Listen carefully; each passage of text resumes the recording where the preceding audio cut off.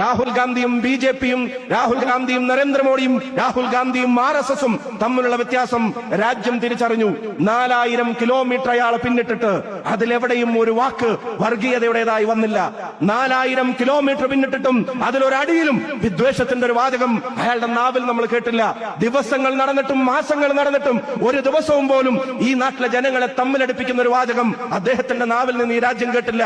മണിക്കൂറിൽ ആയിരക്കണക്കിന് ആളുകളെ കണ്ടിട്ടും ലക്ഷക്കണക്കിനായ ആളുകൾക്കൊപ്പം നടന്നിട്ടും കോടിക്കണക്കിന് ജനങ്ങളെ തന്റെ യാത്രയുടെ ഭാഗമാക്കിയപ്പോഴും ജാതിയുടെ, മതത്തിന്റെ, ലിംഗത്തിന്റെ, രാഷ്ട്രീയത്തിന്റെ, വർണ്ണത്തിന്റെ, ഭാഷയുടെ, വസ്ത്രത്തിന്റെ, നിറത്തിന്റെ ഒന്നിന്റെയും പേരിൽ ഒരാളെയും അയാൾ മാറ്റി നിർത്തിയില്ല.